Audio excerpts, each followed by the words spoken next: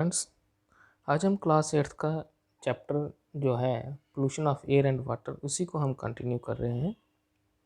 तो इसमें सबसे पहले हम देखते हैं तेहैं तेहैं तेहैं तेहैं तेहैं तेहैं तेहैं तेहैं तेहैं तेहैं तेहैं तेहैं तेहैं तेहैं तेहैं तेहैं। तो इसमें देखेंगे हम case study the Taj Mahal. Taj Mahal एक बहुत ही अच्छा एक फेमस जो हमारा टूरिस्ट प्लेस है, जो कि जिसको हम ताजमहल बोलते हैं, ये आगरा में है और जिसको शाहजहां ने बनाया है, जो कि हमारे 7 अजूबों में से एक अजूबा जिसको मानते हैं पूरे वर्ल्ड में।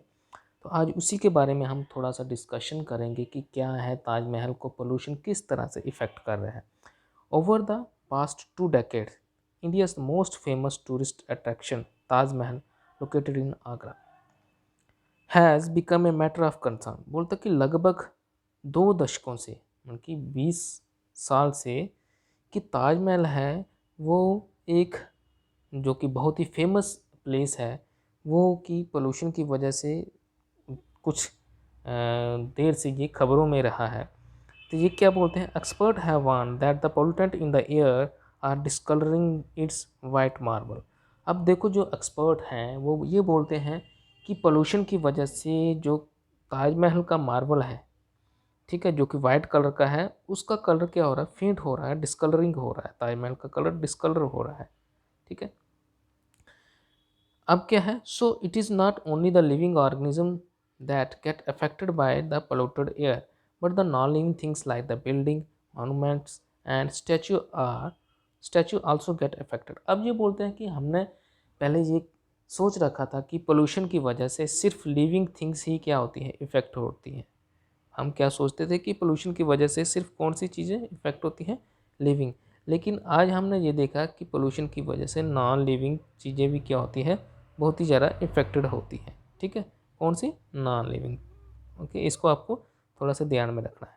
ओके, अब कि क्या बोलते हैं, the industry located in and around the Agra, like rubber processing, automobile, chemicals and specially Mathura oil refinery have been responsible for producing the pollutants like sulfur dioxide and nitrogen dioxide.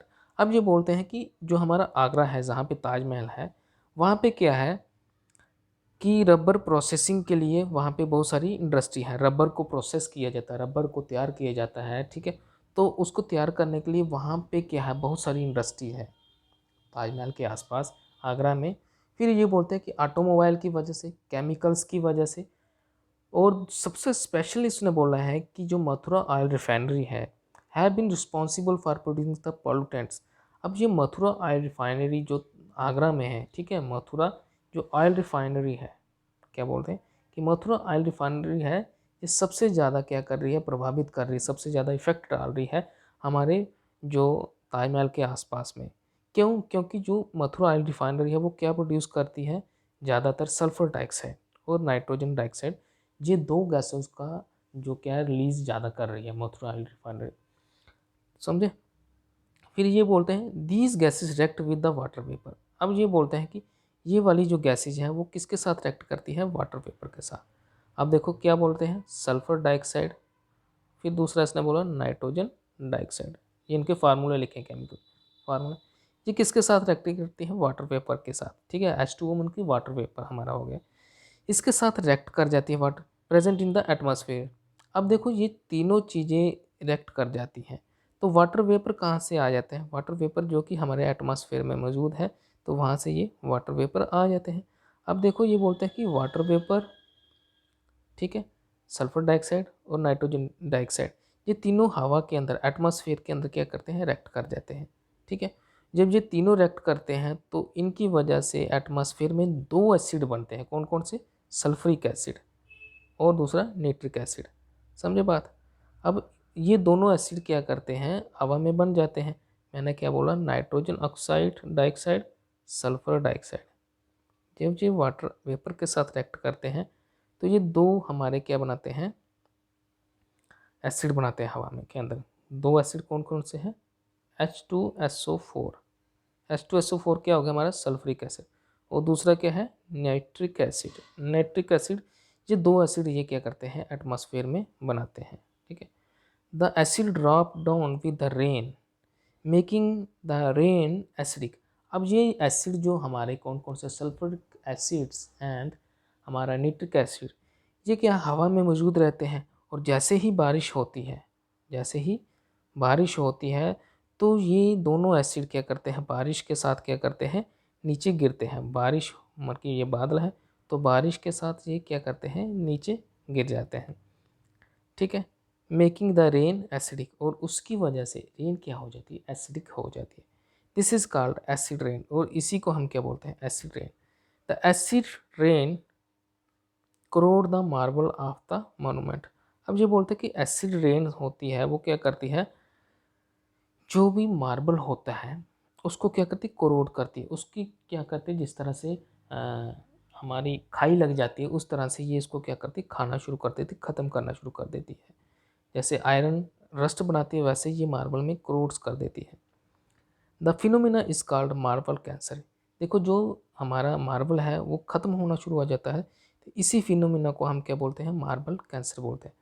Suspended particle matter such as soot particle emitted by the Mathura oil refinery contributed toward the yellowing of the marble।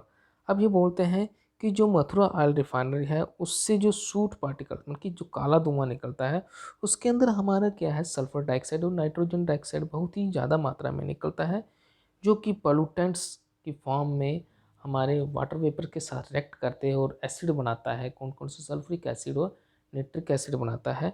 उनकी वजह से जो हमारा marble का colour है, ताजमहल के marble का colour है, वो किस में कन्वर्ट होता है, येलो में चेंज होता जा रहा है।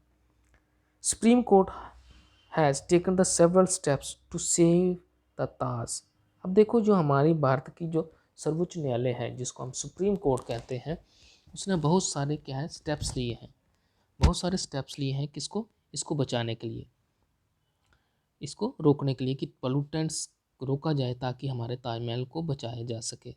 ओके, बहुत सारे स्टेप्स।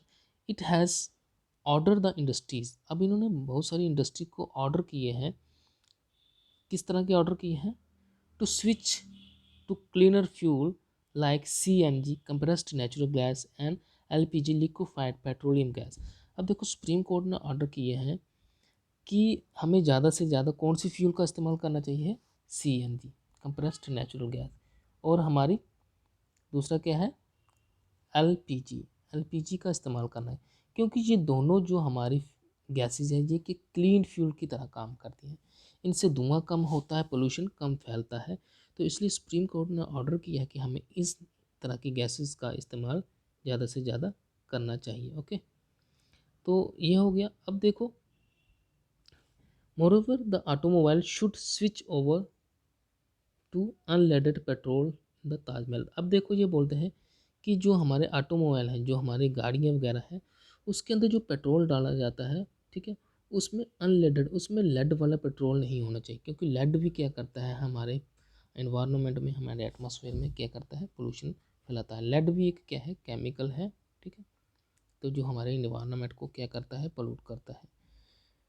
ओके, अब क्या है, discuss with your Elder and see what they have to say about the condition of Taj Mahal 20 or 30 year ago। अब बोलते हैं कि आप अपने पुराने लोगों से, अपने बड़ों से बात करिए और ताजमहल के बारे में क्या खासियत थी उसके बारे में थोड़ा सा डिस्कस करिए कि क्या था ताजमहल, कि उसके बारे में क्या कहा जाता है। Try to produce a picture of Taj Mahal on your scrap book. Taj Mahal की पिक्चर बनाओ। I am remember on the chapter of remember of the chapter on the crops. I wonder whether the acid rain effect the soils and plant also. अब ये बोलते हैं कि जो हमारी acid rain है उसने ताजमहल को तो नुकसान किया। अब ये बोलते हैं कि ताजमहल के साथ साथ जो हमारी एसिड रेन है वो हमारी सॉइल, मिट्टी को और हमारे प्लांट्स को भी इफ़ेक्ट करती है। ठीक है, तो आज का जो हमारा टॉपिक था वो था कि एसिड रेन की वजह से क्या है, कहाँ से एसिड रेन पैदा होती है, उसकी एसिड रेन की वजह से ताजमहल के ऊपर क्या असर होता है, उसी के बारे में आज हमने यहाँ पे डिस्कस किया। तो आज के लिए इतना ही। Thank you, have a good day.